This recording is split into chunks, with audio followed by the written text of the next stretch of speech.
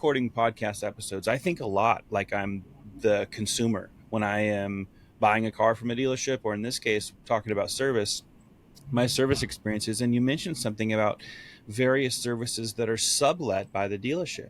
And you probably remember this because I shot a YouTube video about it, a true story, now several years ago. But I was on a trip to Arizona. My mom wanted to buy a new Camry and she wanted me to help her. And we literally went and bought her a new Camry that day. And it had a big scratch in the hood that was too deep to be buffed. And we took it back. And anyway, long story short, they completely muffed that. They didn't tell her that it was a sublet repair. They didn't tell her that they were going to have to drive her car about 40 miles, why they did that. Right. And she caught all those things, and then she started to ask questions, and they were absolutely rude, dismissive, just condescending. And my mom never took her to, she literally drove all the way across town to go to a different Toyota dealership for the rest of her ownership with that car because of that service experience. It's huge. Right. It's so important to get it right there. Yeah, no question. As a matter of fact, that's one similarity between sales and service. Strong process, solid results. The great Shaun Rains helped us come up with that tagline. But process, I was explaining to my son who's going to be starting, University of New Hampshire in September, and he's going to be a business major.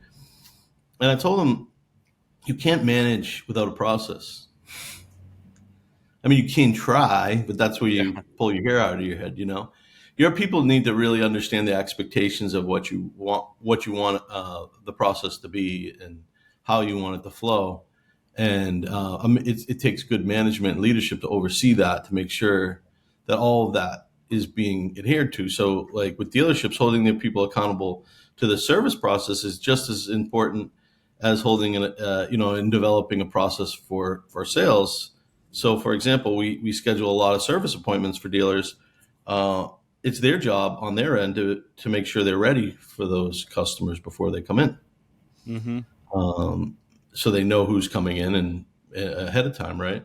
And having advisors do what they're supposed to do, go over an estimate or call to check in with the customer, or send now there's technology to send pictures and all that to let the customer know what you're working on, what you found, all that kind of stuff. And what's really interesting, Shaun, is we have some great dealers that do that really well on the service side.